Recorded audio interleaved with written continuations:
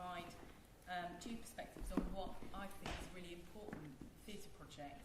And what we're going to try and do is explain what this theatre project was, give you a little bit of the contextual information, and then try and pull out some of the kind of key kind of learning points, I suppose, from the experience of being involved in this project from an artistic perspective, but from my point of view, from a research perspective, try and draw some of those learning points and connect very directly back to the question of impact and the impact agenda that we are all talking about today. The more astute of you will have noticed that there was supposed to be a triplet cut, if that's a word. Andy Raffle unfortunately couldn't make it today. He's sick, so we're going to just kind of skip through his perspectives, though I might speak to some of the things that he was going to bring. And we're going to talk really to two perspectives. One is to talk about the impact of the project in artistic terms, and secondly to talk about the impact, the issues that arose in trying to assess the impact of the project in research terms. And I'm going to hand over to Alice to kick us off, really. Okay, I wrote and directed the play that we're going to talk about, which is called Not in My Name, and Jenny's involvement was first of all as a researcher for independent academic research, and then we invited her into the project as an external evaluator some way into its lifespan, which I'll talk about when we get there.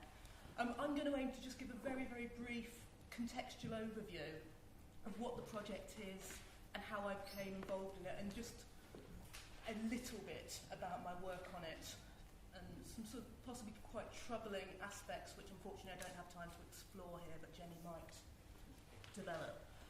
Those of you who've read your programme will have seen that this was originally commissioned in 2007 by the Lancashire Constabulary as part of their Prevent strategy, which was at that time just being piloted in certain areas that the government and the police perceived as being high risk, whatever that means. And it was a year prior to its national implementation as a possibly quite controversial strategy.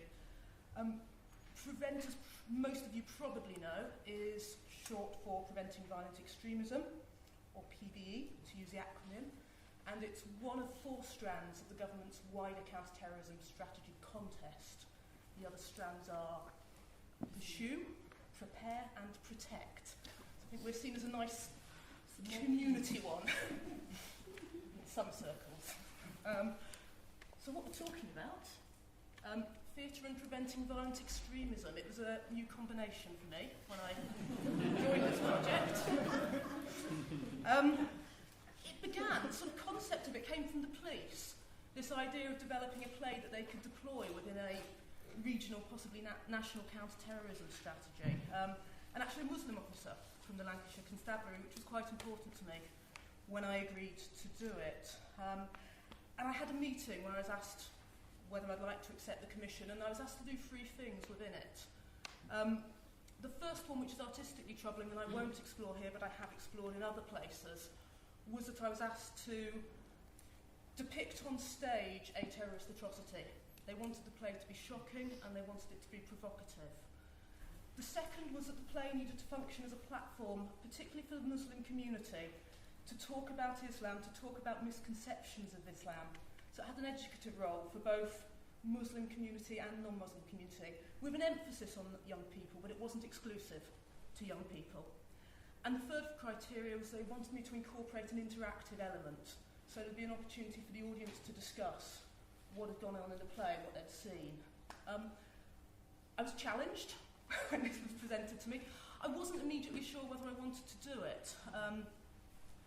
I admit quite openly now I was very frightened of the subject matter, and having discussed it with other people quite extensively, I know I'm not alone in that sense. I was very concerned about portraying terrorism on stage, the sort of rightness, if that's a word, of doing that, and how supported both I would be as an artist and what the impact might be on audiences of doing that. I didn't really consider myself to be a particularly credible spokesperson to create a platform for the Muslim community to talk about Islam. But other people said it was kind of good to have someone from the outside coming in who could perhaps be objective if any of us can. The big positive provocative at this point, because I'm not going to explore those, was what I sensed was a really genuine integrity from the police in their wish to develop this project and work with us as partners. And Andrew was going to talk actually about what great partners the police were on this occasion, which I know isn't always people's experience of artistic collaboration with them. My work as a writer, I wasn't directing at this point, I was just a playwright, and it obviously began with research. I wanted to find out as much as I could about the subject matter. I read, I looked into all the sources, but the most important thing to do was to go out and talk to people, perhaps a little bit like the film we watched earlier, of just meeting with individuals, with groups. These were young people, they were older people, people who were active in the community, people who were just a friend of a friend who said that they'd talk to me, and to understand their perspective on what I'd been asked to do. And these were very open conversations. I didn't really have an agenda. My agenda was to find out what people thought about the project. So I'd tell them the proposal. That normally got a reaction, and it was often quite a strong reaction, and that would develop into a discussion of what they thought was important. And this is important in the content of the play as well. It was led all the time by what people told me was important to them, not by me saying, what do you think about this? And after those conversations, they might have lasted half an hour, some lasted several hours, some people I saw several times, I'd always end by saying, do you think this is worth doing? Do you think a play like this on this subject matter can actually achieve anything useful, valuable? And to cut a very long story short, that was the process, talking, listening, sharing, that shaped the play. Some key decisions I took as a result of that. First of all, it convinced me that this was worth pursuing. It convinced me to accept the commission and go ahead and try and shape it. I thought the play could perform a valuable function, and the function I perceived I'd like it to do was to start conversations about something that people are often a little bit wary to discuss, be that for lack of information, be that for fear of saying the wrong thing, whatever. And I'd observed that when I'd been talking to people. People were very guarded at first when I introduced the idea of terrorism, a plane in which a bomb goes off, how do you think this affects you?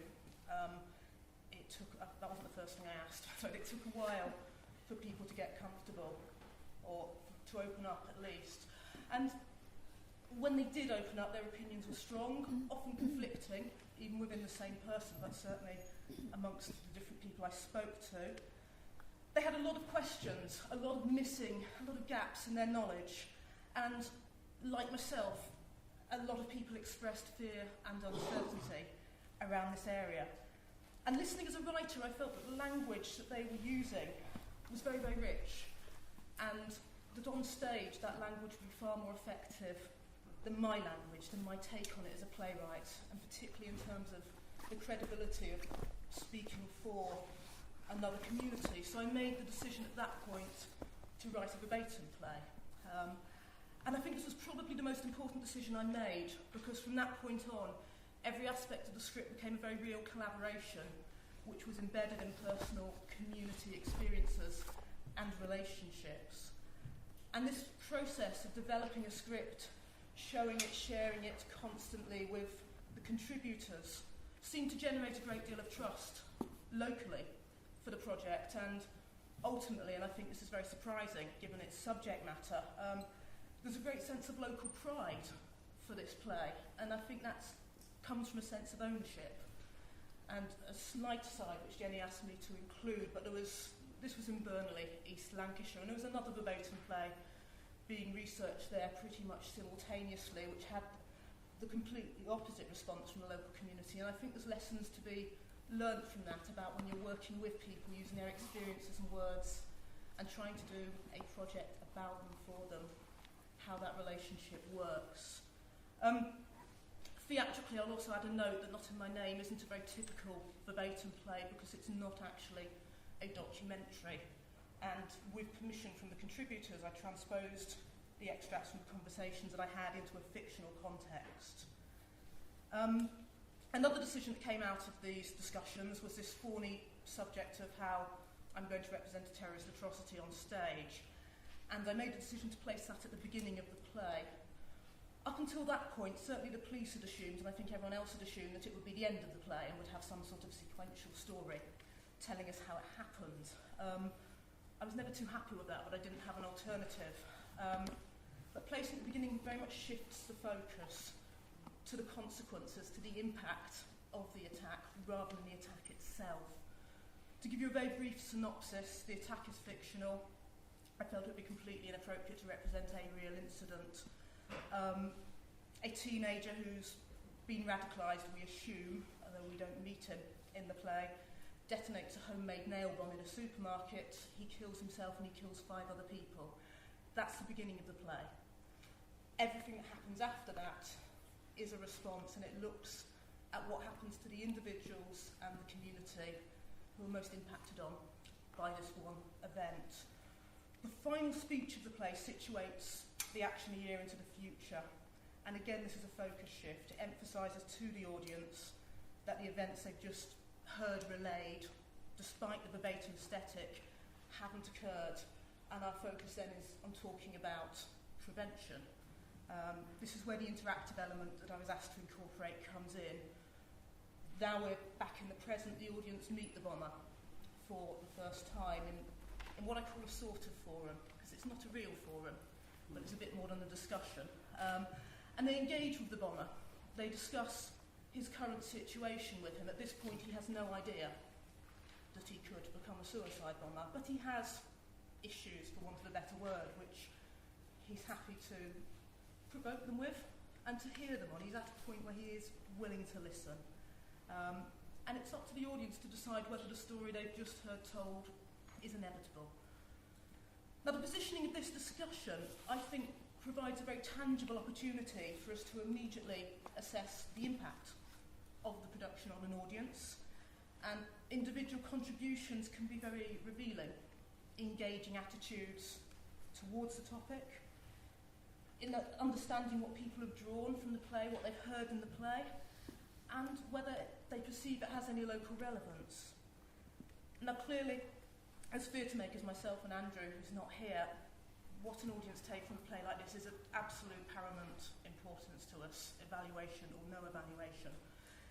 It's dangerous subject matter, and I've always been aware that any mishandling of it could have really very serious consequences. But it's also very, very hard to assess the relative success of what we've done because we have no measurable positive outcome. I want to emphasise, because people don't always get this, that we as a theatre company do not see the play in any way as some sort of miraculous standalone solution for preventing violent extremism, whatever form that might take. And we've always delivered it as part of a comprehensive local infrastructure, and the production of the play has been led by demand from other agencies, not by us, and we will not perform it in an area until there's sort of 3 or 4 local bodies with different responsibilities in the community who've agreed to become our partners on it. We might return to that point later. Possibly surprisingly, we've never actually been asked to evidence a great deal in terms of formal evaluation. Maybe this is because people are aware we can't. Maybe it's because the funders, the producers, do sit in the forum, they do talk to audiences, they do hear and see whatever an immediate perceived impact might be. But from the first production, we've instigated some very basic procedures in order to explore audiences' responses for a simple questionnaire. And because we were answerable to no one, we could write our own questions, and they were very open. We asked about the sort of empathetic qualities of characters. We asked if there was anything that was shocking to the audience. There's an obvious answer there, but there were some very surprising ones as well. And we asked what, if anything, might be taken from the play as a learning outcome, and that to me is the most important question, because I know what I was trying to achieve as a playwright, but you can't impose that on an audience. People read what they want to read into a work of art. Different individuals, of course, offer very different responses to each of those sort of middle provocations. Some comments are very, very thoughtful, but many of them express a sense of both reassurance and relief from the information that's being conveyed within the play. and as I think you're going to explore, there's a very striking balance between cognitive and emotional responses, which are sometimes encapsulated in the same sentence, which is quite fascinating. We're very aware of the limitations of this form of feedback, and that's why we commissioned an independent evaluation from Jenny. The play had been in and out of production for 2 years at that point. It was normally performed to young people, and it was continually expanding its geographic scope.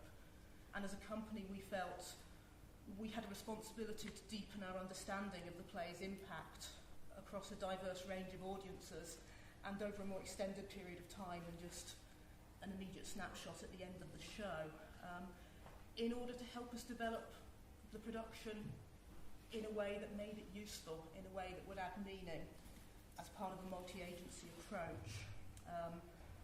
I don't know whether you feel you're able to tangibly measure impact or not. You will tell us. I don't think we ever asked for that.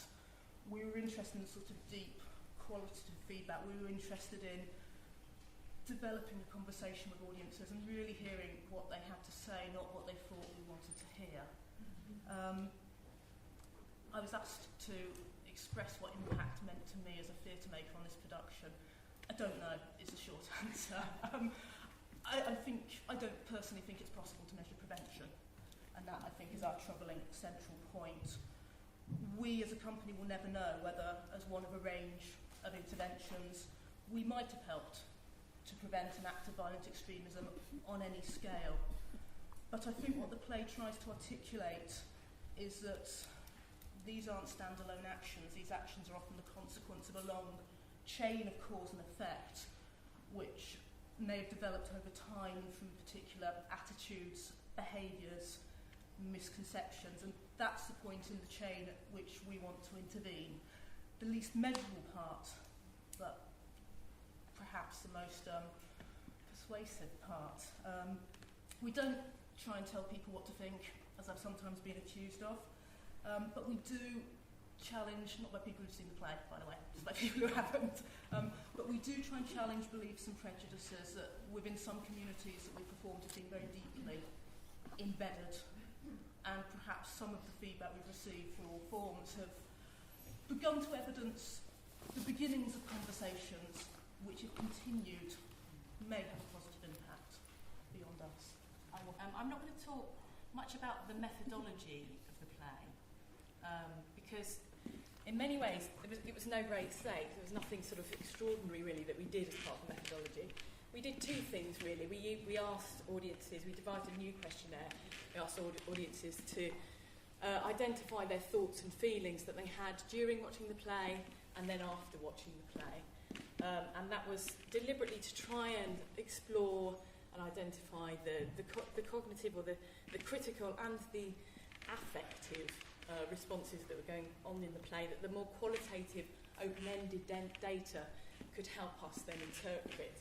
The questionnaire data ended up with things like this beautiful word cloud, where the larger the word, the more frequently it was identified as a response. And you can see there very clearly what Alice was saying about how the critical or the cognitive responses to the play secured the more affective or emotional responses. This was a very powerful play. But I think what surprised and sort of pleased me really was that none of the shock and the distress that potentially could have been triggered by this play happened outside of a sort of securing critical engagement, where people became more informed, importantly, about the issue and the ways they were thinking about the issue, and more thoughtful about that issue. The second part of the methodology involved what one of my PhD students usefully calls deep hanging around in performances. But basically, what I wanted, the aim that I was given was to understand what would be the impact of this play now it was being rolled out beyond the particular place of Burnley where it had come from. So it was being rolled out to Durham, to Cheshire, to Merseyside, across Lancashire. So places that didn't have that sense of ownership over the play, that perhaps secured some of its potentially harmful or distressing impacts. So I saw 4 performances in 4 very different settings. arrived early, talked to the young people who came to see the play, different groups of young people, went back with them to their places of wherever they come from, schools, youth centres, talked to them again, and talked to the workers, teachers, youth workers at the time and then a month later about what they thought had happened as a result of the play and how they were building on it, what they were doing as a result of the play, what kinds of conversations were continuing that the play very effectively started. So, okay. I think what the main sort of finding, I'm not going to go on to that yet, was that I want to give one example of a snapshot. One of the points I saw was in Runcorn in Cheshire, which, if people don't know, is a majority white area. This is one of the places that the play was going to. And here young people reported the play had encouraged them to reappraise what they recognised as prejudicial views of Islam, and it had increased their awarenesses of racism and the issue of terrorism. It also facilitated explorations of, it really interestingly for me, explorations of experiences of risk that were much closer to home in these young people's lives. So they were talking about how the play made them think about bullying, made them think about gang-related violence. The school that I went back to was surrounded by estates that had a problem with drug-related violence, and some of the young people were involved and some on the edges of some of that, and other forms of risky behaviour. And this is the kind of experiences that the young people began to start exploring in interviews with me. And not just in Runcorn, but everywhere I went, the young people I spoke to were directly asking, expressing a sense of value for having an opportunity to deal with those very difficult to contain and sort of navigate issues, and they wanted more opportunities like this. So one of the classic comments that one of the young people said was, "This was amazing, this play. It really, really shocked and surprised me because it told the truth." That suddenly and that they wanted more opportunities to do that. But as Alice said, in terms of interviews with youth workers, teachers, these weren't conversations that people felt comfortable having with young people.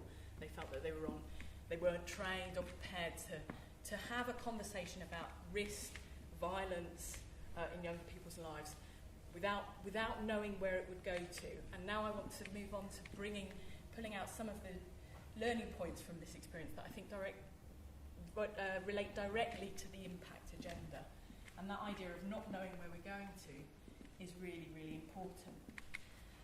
In a book written immediately after 9/11, the art scholar Susan Buckmore said, she argued for a critical dialogue with political Islam that was born of recognition of shared residence in and responsibility for a crisis-ridden, violent and uncertain global context. And she comments that there's no option except the slow and painful task of a radically open communication that does not presume that we already know where we stand.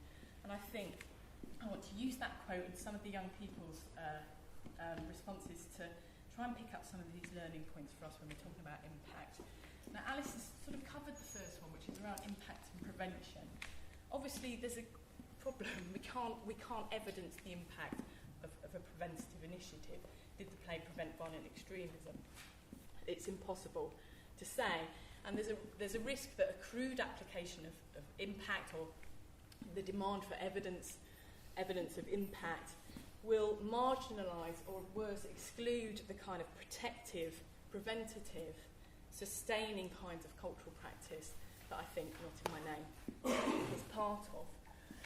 These are practices that take a risk. These are projects that take a big risk, that respond to pressing imperatives of our time, and we do not know what their impact is, and we will not be able to tell with any certainty what their impact is. Which leads me to the second point, which is about uncertainty. So whilst it can be argued that the impact agenda is encouraging us to pin down effects of arts projects and academic research about them, it's about capturing and eliminating uncertainty, not least relating to the decision as to whether arts projects should be funded or not, arts research should be funded or not. It's also notable that the impact agenda is institutionalising uncertainty. So it's asking us to come up with perhaps this is where I get my soapbox a bit, dubious social and economic evidence to support what we do, and answer questions that are not possible to answer with any certainty. So paradoxically, it's reproducing the uncertain, the unpredictable of our wider sort of contemporary context, but it's also asking for more certainty at the same time. And we're sort of stuck, I think, in this paradox of pinning something down that is unpinnable. And I think if we follow the responses of the young people to Not In My Name to try and learn how to navigate this, they ask precisely for that. More opportunities to engage with uncertainty, to not pin it down, to not know where these conversations are going to, but some kind of supported critical framework and provision whereby they can engage with uncertainty and navigate their own way through it. And finally, impact and harm. And this comes back to something that Joe was saying earlier about modernist notions of beauty. And before I get that, I want to say something else if I've got time. No. I haven't got time. Okay, I'll skip that. Can I just say one of the things about the impact, the language of the impact, this will take 1 minute. The language of impact is that in the context of a play about terrorism, the language of impact carries very unwelcome associations with intervention, disruption, transformation. And arguably, the play didn't so much make an impact in these terms, but realised a protective response that may have been of use to the kinds of groups who are navigating all kinds of difficult issues. Joe, in his book Beauty and Education, compares modernist notions of the transformative, awful, sublime and terrifying experiences of beauty. He contrasts that notion of beauty with a notion of beauty that's embedded in an ethic of care, knowledge of context, common and intuitive forms of experience and expression, and carefully curated, sustained relationships with others. And I think it's that model of beauty that we can perhaps learn most from when we're looking at how research processes might have an impact, how collaborations with artists and researchers might work well, and how relationships with between the things that we're interested in and the people that are affected by those things can also work.